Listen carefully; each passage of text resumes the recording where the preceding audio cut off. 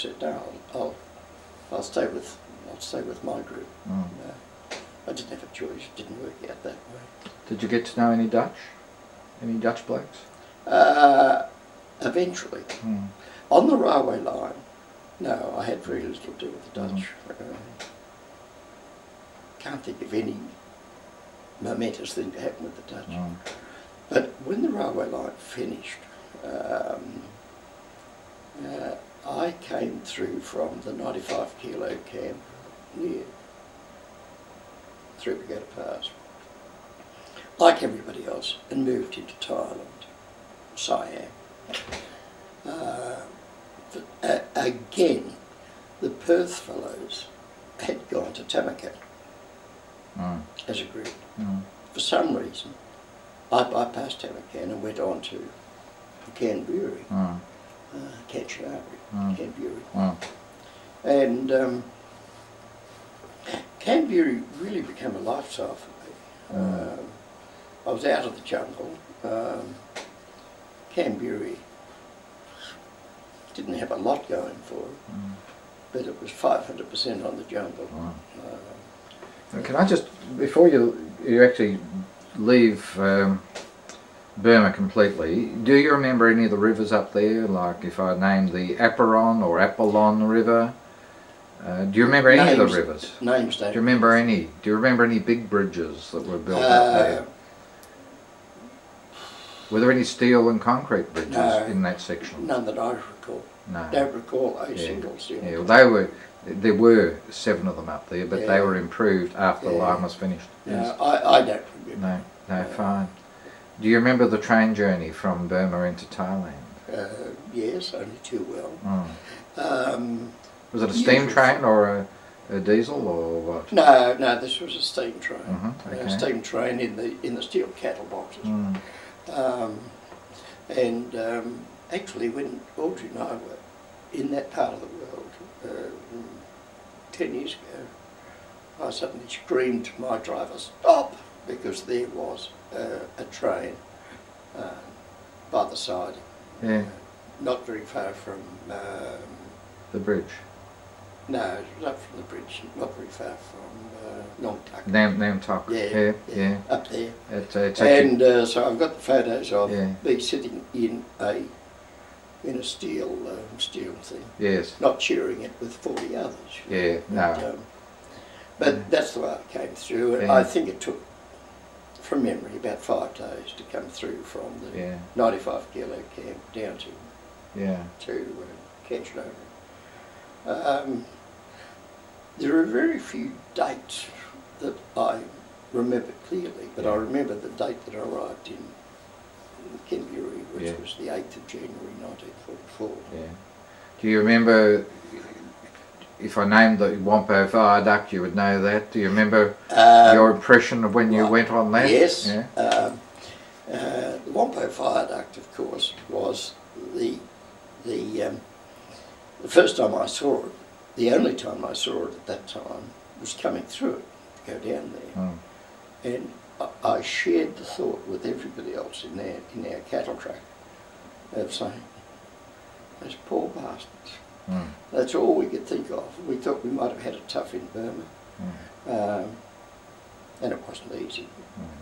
But I just can't imagine what it was like working on Whampoa. I really can't. Just looked like the end of the earth. Yes.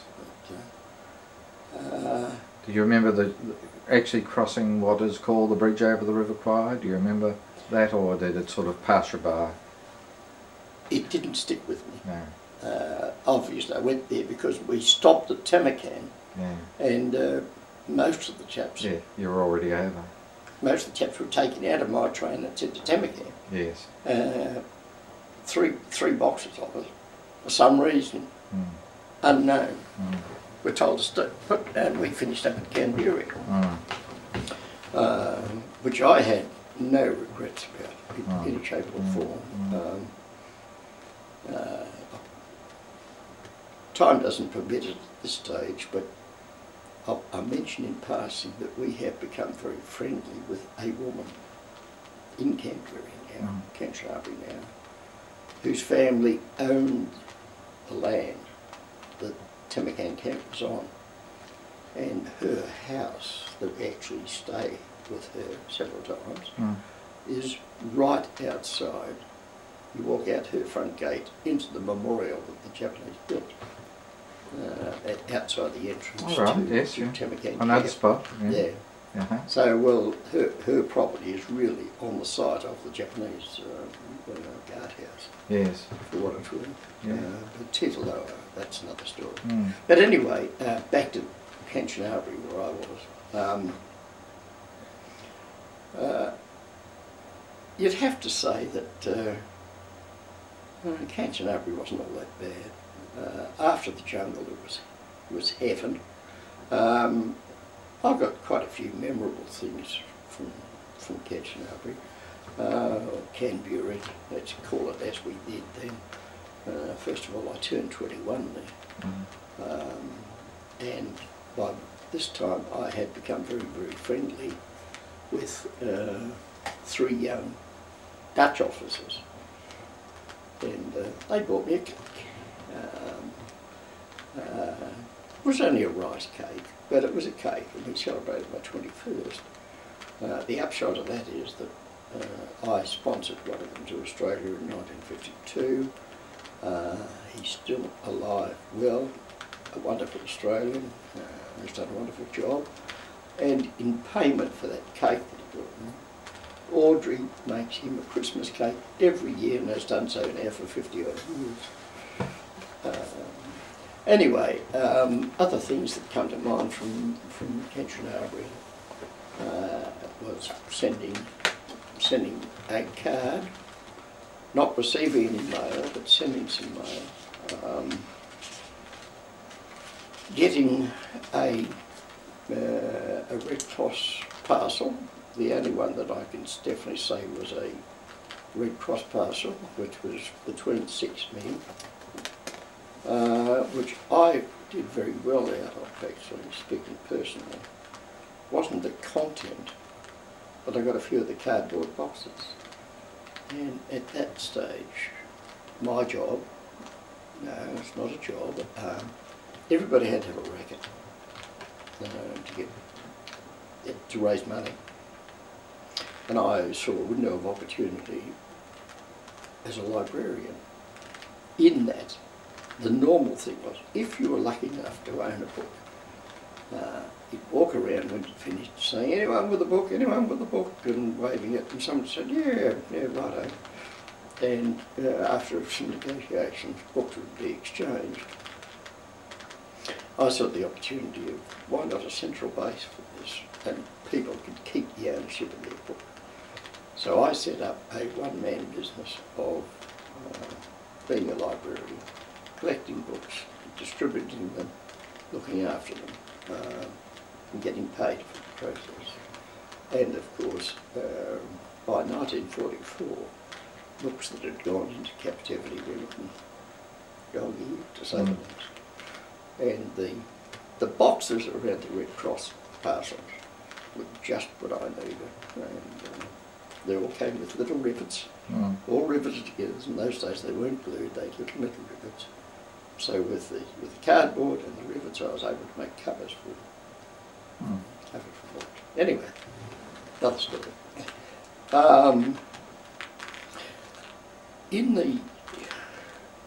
I've been in Canberra for 4 months or thereabouts when parties were selected to go to Japan. We all underwent the usual medical inspection for that purpose. In other words, a Japanese sat in a chair and 2 pews walked past him and he said yes or no. I got a yes. So I was on my way to Japan. I'd already had 3 trips in the cruise liners and I didn't want another one if I could possibly help it. But I was really reconciled to the fact that I was going. But I was very fortunate. At the time I was doing some part-time assisting work in the Australian Orderly Office. And because of this big movement, obviously they needed all the help they could get, checking lists and doing all sorts of things. And I happened to be in the audit office doing this sort of thing when the list came with my number on it. By pure good fortune, it was on the bottom of the queue, bottom of the list, and I rubbed it out. And I have no conscience at all about the fact that that got me off the Japan trip. I stayed in Canberra, and in fact I was in Canberra for another 7 or 8 months, and I spent 53 weeks in Canberra, working on various parties, working up to the best possible party, the Bamboo Party. That was the one that had the easiest job, and that was that. When Canberra in January of 1945 was turned into an officers' camp, all the ORs, like myself, were given the EFO, and we moved to, I moved to Tamworth. And by this time I was particularly friendly with the second pioneer by the name of Brad Matheson. And Brad and I were pretty close. And he moved just before I moved from Canberra to Tamworth. When I arrived at Tamworth, it was in time for him to say that he'd been drafted onto an unknown job. He was a driver, and as a driver, he'd been drafted by the Japanese for some reason or other. So he said, "Come with me," and I said, "No way. I don't volunteer for anything anymore, But after I'd been in Tamworth for 2 or 3 days, I realised I was in a completely new situation. A lot of friends had gone. Tamworth camp didn't have the same appeal to me as Canberra did. I said, "Yeah, okay, I'll come." I said, "What are they looking for?" He said, "Well, I know they're looking for diesel mechanics." I said, "Righto, I'm a diesel mechanic," not knowing a diesel engine from an ordinary petrol engine, but that didn't matter because, as it turned out, the closest I ever got to working a diesel engine was rolling drums of diesel and stacking them. But anyway, the upshot was. Okay, so anyway, we went on this party and expecting the worst, instead of that we got the best. We actually joined a small group of only 100 blokes, of whom only about 14 were Australians, as a working party for a Japanese army battalion. And we spent the last 6 months of the war living with this army battalion. We were out of the Korean range. We were out of the attitudes towards POWs amongst soldiers who were willing to accept us for what we were worth and treat us as prisoners for sure, but at least with some form of humanity that wasn't normal. Anyway, their camp, as it turned out, was abutting the POW camp at Nakopaton, the big hospital there. And I spent 3 months there before they up back in baggage, and the whole battalion moved down to a town called Chumpong, down on the Craft Peninsula. That was an exciting trip getting down there, sitting on springs and anything else that the Japanese army decided to carry, and they were loaded in the train, and then we loaded on top of that. And it took us, I don't know, 5 or 6 days, I suppose, to get down to Chumpong. And we lived in a rubber plantation there, which was very pleasant.